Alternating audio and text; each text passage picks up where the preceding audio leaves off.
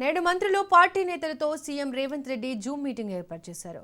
Municipal polling లో తీసుకోవాల్సిన జాగ్రత్తలపై దిశానిర్దేశం చేయనున్నారు. ఇప్పటికే ఎన్నికల ప్రచారం ముగిసిన నేపథ్యంలో పోలింగ్ వ్యూహాలకు సంబంధించి అభ్యర్థులకు గైడ్ లైన్స్ ఇవ్వనున్నారు.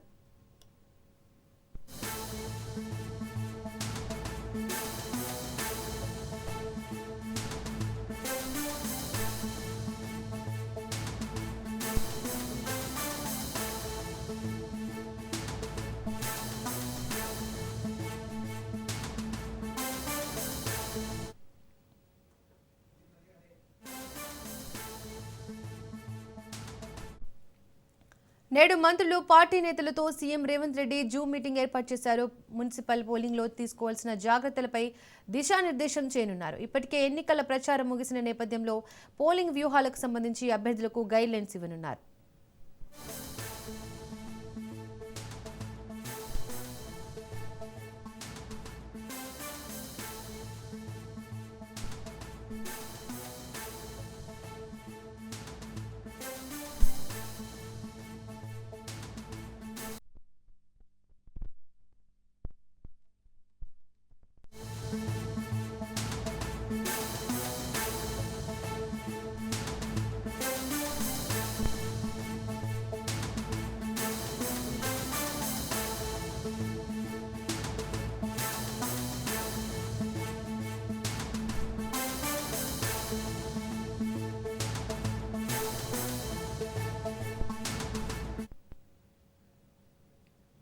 అసెంబ్లీ బడ్జెట్ సమావేశాలకు హాజరు కావాలని వైసీపీ నిర్ణయం తీసుకుంది. గవర్నర్ ప్రసంగానికి మాత్రమే హాజరు కావాలని డిసైడ్ అయింది. గతంలో కూడా గవర్నర్ స్పీచ్ కు హాజరై ఎమ్మెల్యేలు వెళ్లిపోయారు. ఈసారి సమావేశాల్లోనూ అదే స్ట్రాటజీ ఫాలో అవ్వాలని నిర్ణయం తీసుకున్నారు. ప్రజా వ్యతిరేక విధానాలు, ప్రతిపక్ష హోదా ఇవ్వడం లేదని, మిగిలిన బడ్జెట్ సమావేశాలు బహిష్కరించాలని ప్లాన్ చేసింది. గవర్నర్ ప్రసంగానికి హాజరైతే అనర్హత వేటు తప్పించుకోవచ్చని భావిస్తున్నారు వైసీపీ ఎమ్మెల్యేలు.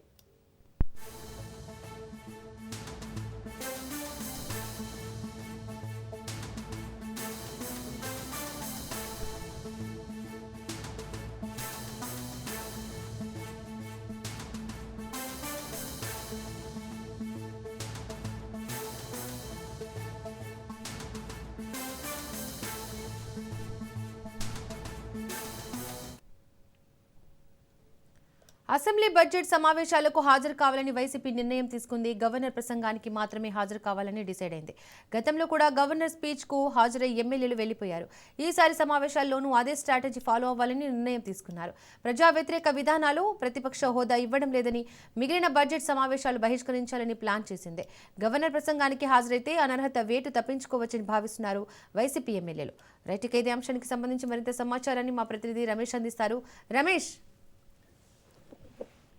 దీపిక, రేపటి నుంచి ఏపీ అసెంబ్లీ సమావేశాలు ప్రారంభం కాబోతూ ఉన్నాయి. రేపు ఉదయం 10 గంటలకు ఉభయ సభలను ఉద్దేశించి గవర్నర్ ప్రసంగించనున్నారు. ఇక బడ్జెట్ సమావేశాల సందర్భంగా వైఎస్ఆర్ కాంగ్రెస్ పార్టీ ఈ సమావేశాలకు హాజరయ్యే అంశానికి సంబంధించి కీలక నిర్ణయం తీసుకుంది. రేపు ఏదైతే ఉభయ సభలను ఉద్దేశించి గవర్నర్ ప్రసంగిస్తారో, ఈ గవర్నర్ ప్రసంగానికి వైఎస్ఆర్ కాంగ్రెస్ పార్టీకి సంబంధించిన ఎమ్మెల్యేలు, ఎమ్మెల్సీలు హాజరు కావాలని నిర్ణయించినట్టు తెలుస్తూ ఉంది. వైఎస్ఆర్ కాంగ్రెస్ పార్టీ శాసనసభ సమావేశాలను గత కొంతకాలంగా బహిష్కరిస్తూ వస్తుంది. వైసీపీ అధినేత మాజీ ముఖ్యమంత్రి జగన్మోహన్ రెడ్డికి ప్రతిపక్ష నేత హోదా ఇవ్వాలంటూ కూడా వైఎస్ఆర్ కాంగ్రెస్ పార్టీ ప్రభుత్వాన్ని, స్పీకర్ ని కోరుతుంది. అయితే వైఎస్ఆర్ కాంగ్రెస్ పార్టీకి ప్రతిపక్ష నేత హోదాకు కావాల్సినటువంటి సంఖ్యాబలం లేనటువంటి నేపథ్యంలో ప్రతిపక్ష నేత హోదా ఇవ్వటం సాధ్యం కాదని స్పీకర్ గాని, ప్రభుత్వం గాని చెప్తూ ఉంది. దీంతో వైఎస్ఆర్ కాంగ్రెస్ పార్టీ ఎమ్మెల్యేలు అసెంబ్లీ సమావేశాలను బహిష్కరిస్తున్నారు. అయితే గవర్నర్ ప్రసంగానికి మాత్రం వైఎస్ఆర్ కాంగ్రెస్ పార్టీ ఎమ్మెల్యేలు హాజరవుతూ ఉన్నారు. గతంలో జరిగినటువంటి బడ్జెట్ సమావేశాల సందర్భంగా కూడా గవర్నరు ఉభయ సభలను ఉద్దేశించి చేసినటువంటి ప్రసంగానికి హాజరయ్యారు. ఆ తర్వాత జరిగినటువంటి సమావేశాలకు మాత్రం హాజరు కావడం లేదు. ఇప్పుడు కూడా రేపు గవర్నర్ ఉభయ సభలను ఉద్దేశించి ప్రసంగించబోతున్నటువంటి నేపథ్యంలో ఈ సమావేశానికి మాత్రం హాజరవ్వాలని దాదాపుగా నిర్ణయించినట్టు తెలుస్తోంది. గవర్నర్ ప్రసంగం సందర్భంగా రాష్ట్ర ప్రభుత్వ ప్రజా వ్యతిరేక విధానాలపైన తమ నిరసన తెలియజేయాలని వైఎస్ఆర్సీపీ భావిస్తోంది. ముఖ్యంగా ప్రభుత్వ మెడికల్ కళాశాలను ప్రైవేట్ పరం చేసే అంశంతో పాటు ఇటీవల కాలంలో తిరుమల లడ్డు అంశానికి సంబంధించి ఏదైతే ఉద్దేశపూర్వకంగా తప్పుడు ప్రచారం చేస్తున్నారని వైఎస్ఆర్ కాంగ్రెస్ పార్టీ ఆరోపిస్తుందో ఆ అంశానికి సంబంధించి కూడా గవర్నర్ ప్రసంగం సందర్భంగా వైఎస్ఆర్ కాంగ్రెస్ పార్టీ ఎమ్మెల్యేలు నిరసన తెలియజేసే అవకాశం ఉన్నట్లయితే తెలుస్తూ ఉంది. ఈ రోజు సాయంత్రం వైసీపీ అధినేత జగన్మోహన్ రెడ్డి కూడా తాడేపల్లికి రానున్నారు. రేపు ఉదయం పార్టీ ఎమ్మెల్యేలతో ఆయన సమావేశం కాబోతున్నారు. సమావేశం అనంతరం పార్టీ కేంద్ర కార్యాలయం నుంచి శాసనసభకు వెళ్లే అవకాశం ఉంది. ఇక శాసనసభ సమావేశాలకు వైఎస్ఆర్ కాంగ్రెస్ పార్టీ ఎమ్మెల్యేలు హాజరు కానప్పటికీ శాసన మండలి సమావేశాలకు మాత్రం వైసీపీ ఎమ్మెల్సీలు హాజరవుతూ ఉన్నారు. శాసన మండలిలో ప్రభుత్వ ప్రజా వ్యతిరేక విధానాలపైన వైఎస్ఆర్ కాంగ్రెస్ పార్టీ ఎమ్మెల్సీలు పోరాటం చేస్తూ ఉన్నారు. మొత్తంగా గత కొంతకాలంగా అసెంబ్లీ సమావేశాలను బహిష్కరిస్తూ ఉన్న గవర్నర్ ప్రసంగానికి మాత్రం హాజరవుతున్నటువంటి పద్ధతి కూడా ఉంది. గతంలో ఇదే విధానాన్ని అనుసరించింది. ఇప్పుడు కూడా రేపు గవర్నర్ ప్రసంగానికి హాజరు కావాలని నిర్ణయించినట్లయితే తెలుస్తూ ఉంది. Right Ramesh, thank you.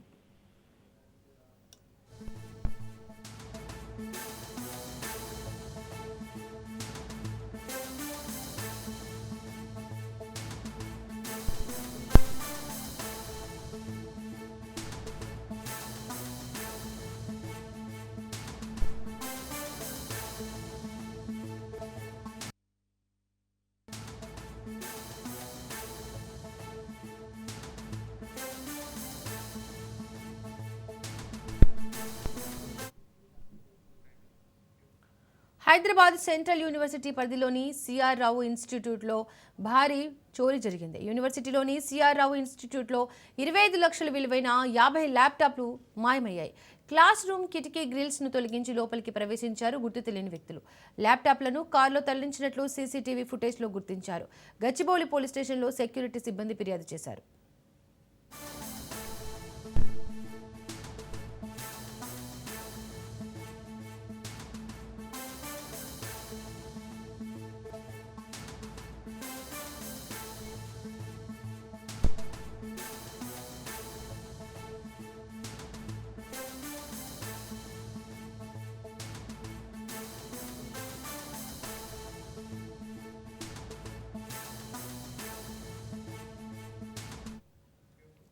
Hyderabad central university పరిధిలోని సిఆర్ రావు ఇన్స్టిట్యూట్లో భారీ చోరీ జరిగింది. యూనివర్సిటీలో సిఆర్ రావు ఇన్స్టిట్యూట్లో 25 లక్షల విలువైన 50 ల్యాప్టాప్లు మాయమయ్యాయి.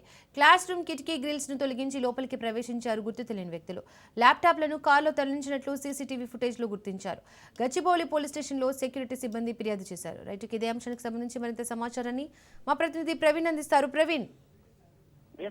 దీపిక, హైదరాబాద్ సెంట్రల్ యూనివర్సిటీ పరిధిలో భారీ చోరీ జరిగినట్టుగా తెలుస్తుంది. అయితే సిఆర్ రావు ఇన్స్టిట్యూట్ లో ల్యాప్టాప్లు మాయమైనట్టుగా కూడా సమాచారం అయితే వస్తుంది. అయితే హైదరాబాద్ సెంట్రల్ యూనివర్సిటీ పరిధిలోని సిఆర్ రావు ఇన్స్టిట్యూట్ లో భారీ చోరీ ఘటన కలకలం రేపినట్టుగా తెలుస్తుంది. అర్ధరాత్రి సమయంలో ప్లాన్ ప్రకారమే దుండగులు ఇన్స్టిట్యూట్ లోకి చొరబడ్డారంటూ కూడా ప్రాథమిక విచారణలో తేలింది. అయితే క్లాస్ రూమ్ కిటికీలకు ఉన్న గ్రిల్స్ ను తొలగించి లోపలికి ప్రవేశించినట్టుగా కూడా అయితే అక్కడ సమాచారం వస్తుంది. అయితే అక్కడ ఉన్నటువంటి విలువైన ఎలక్ట్రానిక్ పరికరాలు లక్ష్యంగా చేసుకుని ఈ ఘటనలో 25 లక్షల విలువైనటువంటి సుమారు 50 ల్యాప్టాప్లు మాయమైనట్టుగా కూడా అధికారులు ఇప్పటికే గుర్తించారు. అయితే చోరీ అనంతరం ల్యాప్టాప్లను కారులో తరలించినట్టుగా కూడా సీసీ ఫుటేజ్ లో స్పష్టంగా కనిపిస్తున్నట్టుగా కూడా సమాచారం అయితే అందుతుంది. అయితే దుండగులు పూర్తిగా ముందస్తు ప్రణాళికతోనే ఈ యొక్క చోరీకి పాల్పడ్డారంటూ కూడా పోలీసులు అనుమానిస్తున్నారు. అయితే ఈ ఘటన పైన university security Gachibowli police station లో ఫిర్యాదు చేసింది. అయితే కేసు నమోదు చేసి పోలీసులు సంఘటన స్థలాన్ని పరిశీలించి సీసీటీవీ ఫుటేజ్ ఆధారంగా దుండగులను గుర్తించే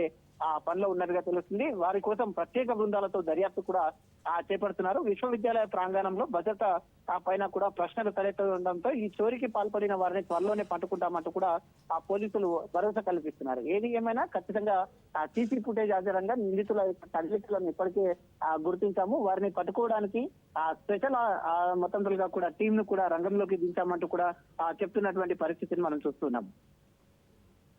రైట్ ప్రవీణ్, థ్యాంక్ యూ.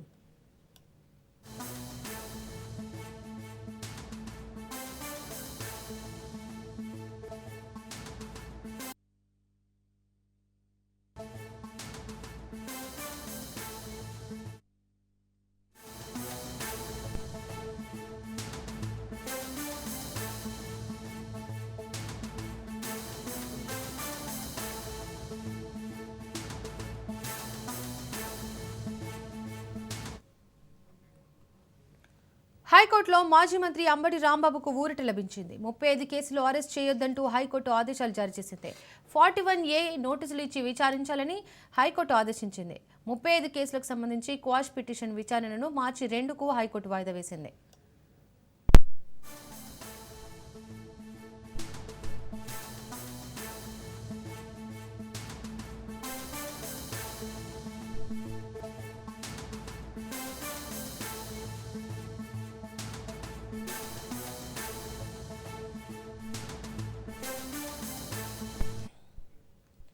హైకోర్టులో మాజీ మంత్రి అంబటి రాంబాబుకు ఊరట లభించింది. 35 కేసులు అరెస్ట్ చేయొద్దంటూ హైకోర్టు ఆదేశాలు జారీ చేసింది.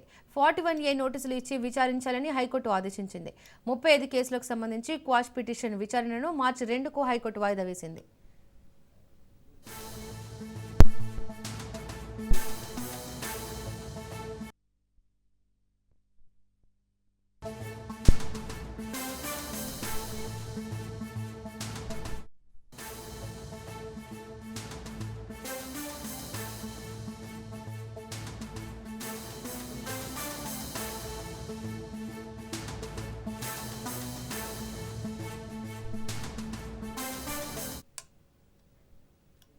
జంట హత్య కేసులో అభియోగాలు ఎదుర్కొంటున్న వైసీపీ నేత మాచర్ల మాజీ ఎమ్మెల్యే పిన్నెల్లి రామకృష్ణారెడ్డితో పాటు ఆయన సోదరుడు పిన్నెల్లి వెంకట్రామిరెడ్డికి గురజాల కోర్టులో ఊరట లభించలేదు. వారు దాఖలు చేసిన బెయిల్ పిటిషన్ను న్యాయస్థానం తిరస్కరించింది. పల్నాడు జిల్లా వెల్దుర్తి మండలం గుండ్లపాడు గ్రామంలో గతేడాది మే 24న టీడీపీ నేతలు జేవిశెట్టి వెంకటేశ్వర్లు కోటేశ్వరరావుపై జరిగిన జంట హత్యల కేసులో పిన్నెల్లి రామకృష్ణారెడ్డి A6, వెంకట్రామిరెడ్డి A7, వెంకటరెడ్డి A8గా ఉన్నారు.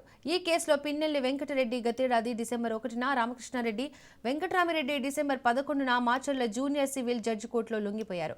అప్పటి నుంచి వీరు జైలులో రిమాండ్ ఖైదీలుగా ఉన్నారు. వీరు బెయిల్ కోసం దాఖలు చేసిన పిటిషన్పై న్యాయస్థానంలో వాదనలు జరిగాయి. వాదనల అనంతరం న్యాయాధికారి బెయిల్ పిటిషన్ను కొట్టివేస్తూ ఉత్తర్వులు ఇచ్చారు.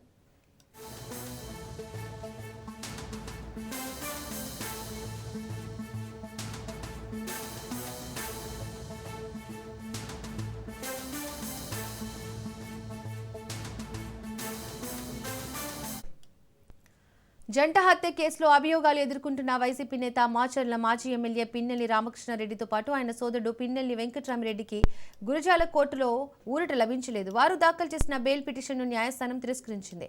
పల్నాడు జిల్లా వెల్దుర్తి మండలం గుండ్లపాడు గ్రామంలో గతేడాది మే 24న టీడీపీ నేతలు జేవిశెట్టి వెంకటేశ్వర్లు కోటేశ్వరరావుపై జరిగిన జంట హత్యల కేసులో పిన్నెల్లి రామకృష్ణారెడ్డి A6, వెంకట్రామిరెడ్డి A7, వెంకటరెడ్డి A8గా ఉన్నారు. ఈ కేసులో పిన్నెల్లి వెంకటరెడ్డి గతేడాది డిసెంబర్ 1న, రామకృష్ణారెడ్డి వెంకట్రామిరెడ్డి డిసెంబర్ 11న మాచర్ల జూనియర్ సివిల్ జడ్జి కోర్టులో లొంగిపోయారు. అప్పటి నుంచి వీరు జైలులో రిమాండ్ ఖైదీలుగా ఉన్నారు. వీరు బెయిల్ కోసం దాఖలు చేసిన పిటిషన్పై న్యాయస్థానంలో వాదనలు జరిగాయి. వాదనల అనంతరం న్యాయాధికారి బెయిల్ పిటిషన్ను కొట్టివేస్తూ ఉత్తర్వులు ఇచ్చారు.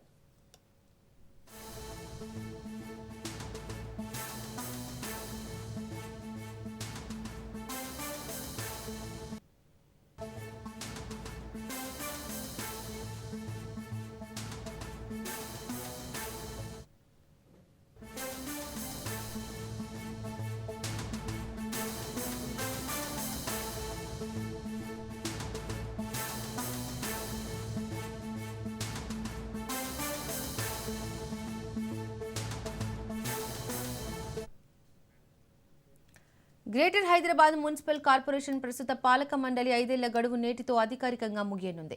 ఈ నేపథ్యంలో నగర పాలనలో కీలక మార్పులు చోటు చేసుకున్నాయి. పాలక మండలి గడువు ముగియడంతో రేపటి నుంచి జీహెచ్ఎంసీ ప్రత్యేక అధికారుల పరిధిలోకి వెళ్లనుంది. కొత్త కౌన్సిల్ ఎన్నికయ్యే వరకు అధికారులే నిర్ణయాలు తీసుకుంటారు. జీహెచ్ఎంసీని 3 కార్పొరేషన్లుగా చేస్తూ తెలంగాణ ప్రభుత్వం ప్రకటన చేయనున్నారు. 3 కార్పొరేషన్లకు అధికారులు ఆఫీసులు సిద్ధం చేశారు. 6 నెలల్లోపు జీహెచ్ఎంసీ ఎన్నికలు జరగనున్నాయి.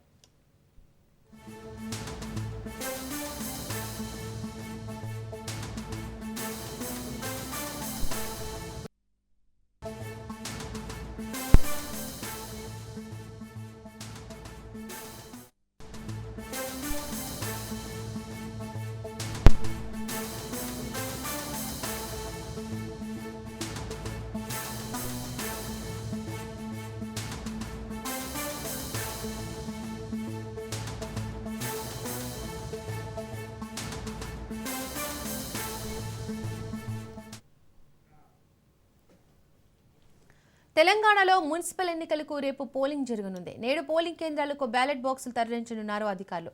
7 కార్పొరేషన్లు 116 మున్సిపాలిటీల్లో ఎన్నికలు జరగనున్నాయి. 52.43 లక్షల మంది ఓటర్లు ఉన్నారు. మొత్తం 8,203 పోలింగ్ కేంద్రాలు ఏర్పాటు చేయనున్నారు. అన్ని పోలింగ్ కేంద్రాల్లో వెబ్ కాస్టింగ్ జరగనుంది.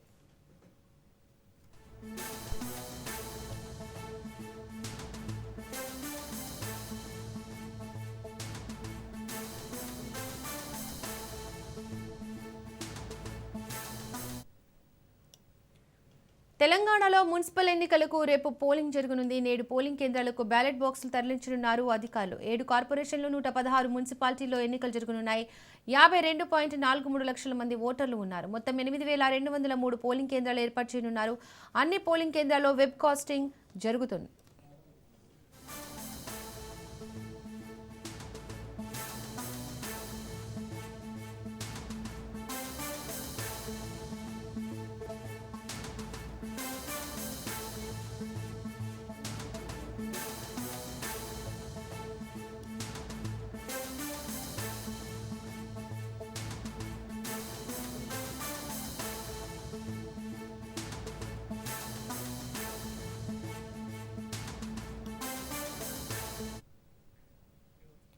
తెలంగాణలో మున్సిపల్ ఎన్నికలకు రేపు పోలింగ్ జరగనుంది. నేడు పోలింగ్ కేంద్రాలకు బ్యాలెట్ బాక్సులు తరలించనున్నారు అధికారులు. 7 కార్పొరేషన్లు 116 మున్సిపాలిటీల్లో ఎన్నికలు జరగనున్నాయి.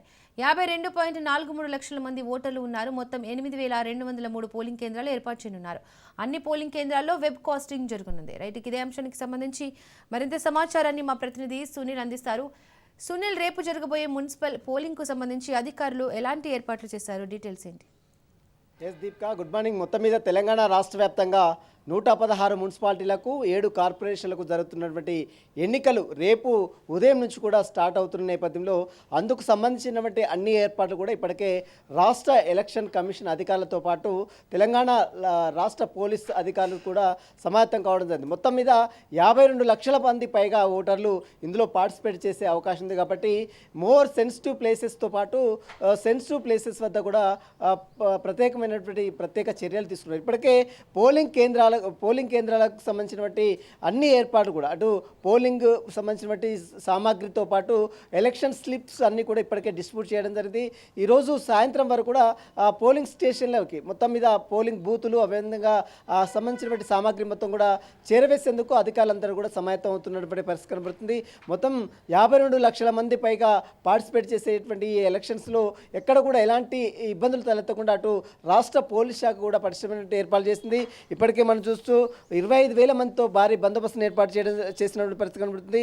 మొత్తం మీద 12,993 మంది అభ్యర్థులు మొత్తం మున్సిపాలిటీలకు సంబంధించినటువంటి అభ్యర్థులు మొత్తం కూడా బరిలో ఉన్నారు. ఇందులో 2,996 మంది వార్డు మెంబర్లు కూడా ఎన్నికలు జరుగుతున్న నేపథ్యంలో అందుకు సంబంధించినటువంటి అన్ని ఏర్పాట్లు కూడా ఇప్పటికే రాష్ట్ర ఎలక్షన్ కమిషన్ అధికారులు చేయడం. నిన్న మనం చూసాం తెలంగాణ స్టేట్ ఎలక్షన్ కమిషనర్గా ఉన్నటువంటి రాణి కౌముది అందరితో సమావేశం ఏర్పాటు చేసింది. మరోవైపు కలెక్టర్లతో పాటు మరోవైపు అక్కడ ఉన్నటువంటి రిటర్నింగ్ అధికారులతో కూడా జూమ్ మీటింగ్స్తో పాటు ఎప్పటికప్పుడు వీడియో కాన్ఫరెన్స్ కూడా నిర్వహించిన పరిస్థితి మనం చూసాం. మొత్తం మీద ఎక్కడ కూడా ఎలాంటి ఇబ్బంది తలెత్తకుండా గతంలో గ్రామ పంచాయతీ ఎన్నికలు ఏ తరహాలో జరిగిందో అదే తరహాలో ఇప్పుడు మున్సిపాలిటీ ఎన్నికలు కూడా ప్రశాంత వాతావరణంలో జరిగే విధంగా అటు పోలీసులతో సమాయత్తం చేసుకుంటూ అధికారులతో సమన్వయం చేసుకుంటూ ముందుకెళ్తున్న పరిస్థితి కనబడుతుంది. ఇప్పటికే పార్టీల ప్రచారం కూడా పూర్తిగా కంప్లీట్ అయిన నేపథ్యంలో మరొక 24 గంటలు ఉంది. కాబట్టి 24 గంటలు చాలా క్రూషియల్ టైం. ఇదంతా కూడా ప్రలోభాలకు తెరదీసే టైం కాబట్టి ఎవరు కూడా ప్రలోభాలకు కూడా తమ ఓటు హక్కును స్వచ్ఛందంగా వినియోగించుకోవాలంటూ కూడా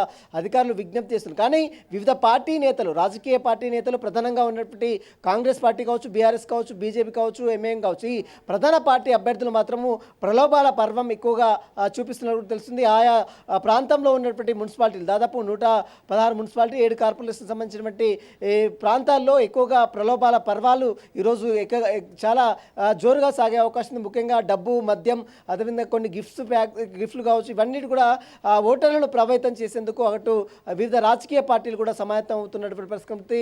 తెలంగాణ రాష్ట్ర వ్యాప్తంగా జరుగుతున్నటువంటి ఎలక్షన్స్ రేపు ఉదయం నుంచి కూడా స్టార్ట్ అవుతున్న నేపథ్యంలో ఇప్పటికే పోలింగ్ సంబంధించినటువంటి సామాగ్రి మొత్తం కూడా ఇప్పటికే బూత్లకు చేరుకుంది. ఈరోజు సాయంత్రం వరకు కూడా ఓటర్ స్లిప్లు మొత్తం కూడా కంప్లీట్ అవుతుంది. రేపు ఉదయం నుంచి జరుగుతున్నటువంటి ఎలక్షన్స్కి ఎక్కడ కూడా ఎలాంటి ఇబ్బందులు తగ్గకుండా అటు పోలీసులు ఫ్లయింగ్ స్క్వాడ్ ఎక్కడికక్కడ ముమ్మరంగా తనిఖీలు చేపడుతున్న పరిస్థితి పరిస్థితి. రేపటి వరకు ఈరోజు సాయంత్రం నుంచి రేపు ఎల్లుండి అంటే 13వ తేదీకి రిజల్ట్ వచ్చేంత వరకు మద్యం షాపులు మొత్తం కూడా దుకాణాలను కూడా బంద్ చేస్తున్నట్టు కూడా ఇప్పటికే ఎక్సైజ్ శాఖ అధికారులు కూడా ఒక జీవోను కూడా విడుదల చేసింది.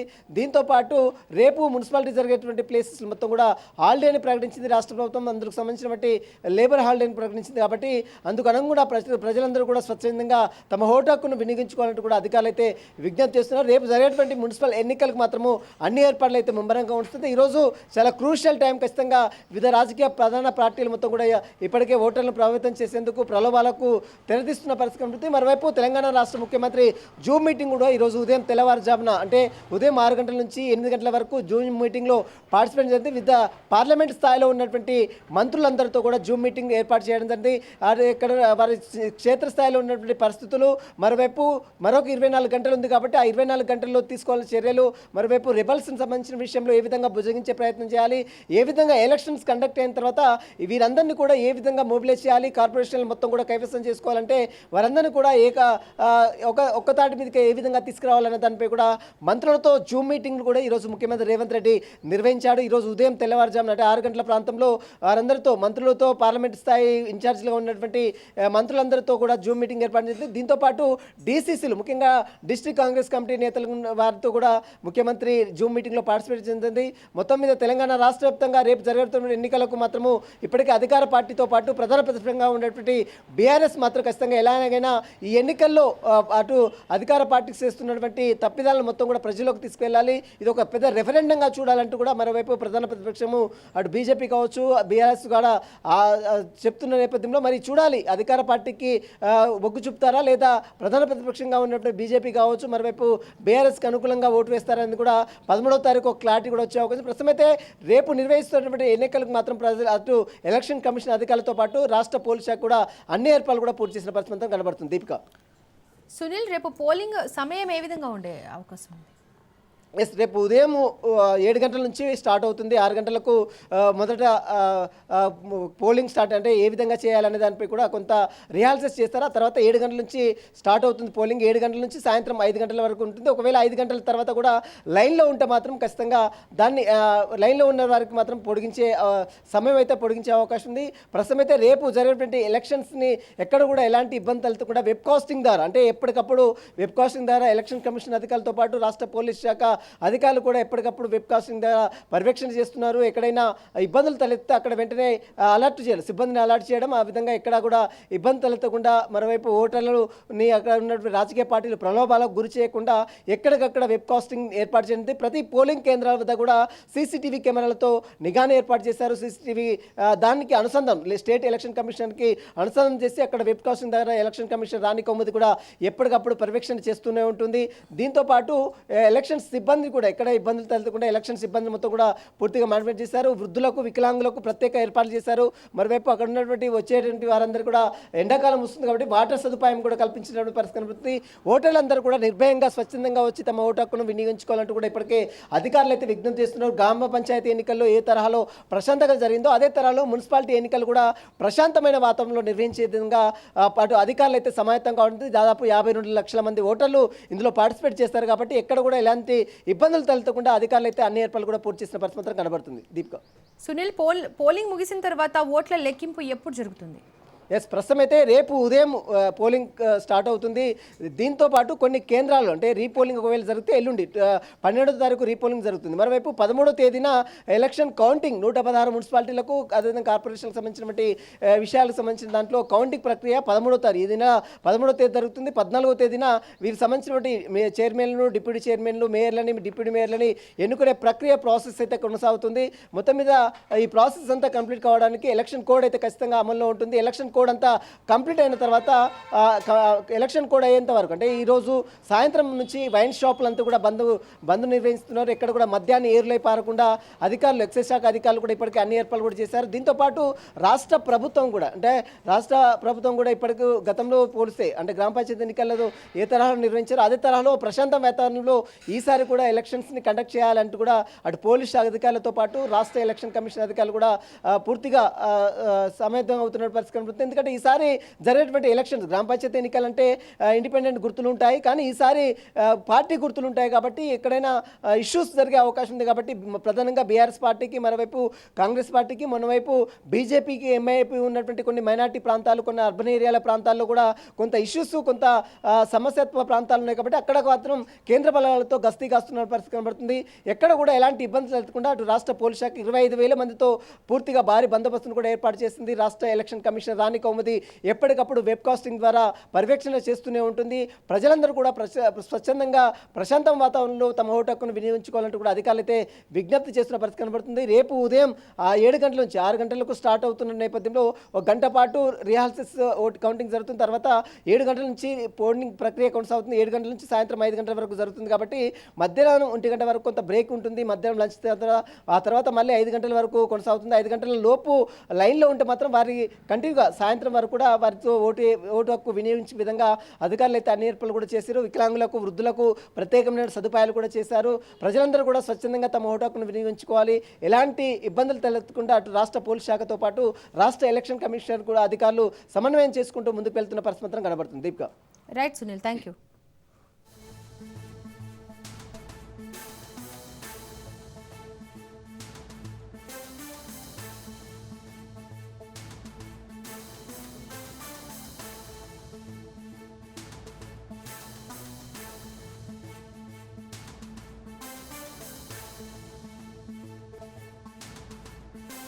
నారాయణపేట జిల్లా మక్తల్ మున్సిపాలిటీలో విషాదం చోటు చేసుకుంది. 6వ వార్డు బీజేపీ అభ్యర్థి మహదేవ్ ఆత్మహత్య చేసుకున్నాడు. ఇంట్లో ఉరివేసుకుని మహదేవ్ ఆత్మహత్యకు పాల్పడ్డాడు. ఎన్నికలకు ముందు రోజు ఆత్మహత్యకు పాల్పడడం జిల్లాలో కలకలం రేపుతోంది. ప్రత్యర్థుల వేధింపులే ఆత్మహత్యకు కారణమని మృతుడి బంధువులు ఆరోపిస్తున్నారు. నామినేషన్ వేసిన నాటి నుంచి వేధించారని ఆరోపించారు. నిన్న మహదేవ్ ఎంపీ డీకే అరుణతో కలిసి చివరి రోజు ప్రచారంలో పాల్గొన్నారు. మహదేవ్ మృతితో మక్తల్లో విషాద ఛాయలు అలుముకున్నాయి.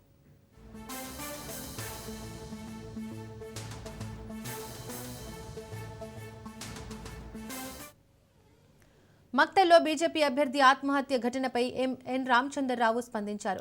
గిరిజన బిడ్డ ఎరుకల మహదేవప్ప ఆత్మహత్య చేసుకోవడం తీవ్రంగా కలిచివేసిందన్నారు. ఇది అత్యంత బాధాకరమైన ఘటన, ఆయన కుటుంబానికి నా ప్రగాఢ సానుభూతి అని తెలియజేశారు. మహదేవప్ప మరణం వెనుక కాంగ్రెస్ పార్టీ అహంకార రాజకీయాలు, మాఫియా బెదిరింపులే కారణమన్నారు. స్థానిక మంత్రి శ్రీహరి, వారి అనుచరుల వేధింపులు తట్టుకోలేకే మహదేవప్ప ఈ దారుణ నిర్ణయం తీసుకున్నారని బలమైన ఆరోపణలు ఉన్నాయి. ఈ ఘటనకు కారణమైన మంత్రి శ్రీహరి తక్షణమే అరెస్ట్ చేసి కేబినెట్ నుంచి బర్తరఫ్ చేయాలన్నారు. ఈ ఘటనపై నిష్పక్షపాత విచారణ జరపాలని రాష్ట్ర ప్రభుత్వాన్ని డిమాండ్ చేశారు. బీజేపీ తెలంగాణ రాష్ట్ర అధ్యక్షుడు రామచంద్రరావు మక్తల్కు బయలుదేరారు.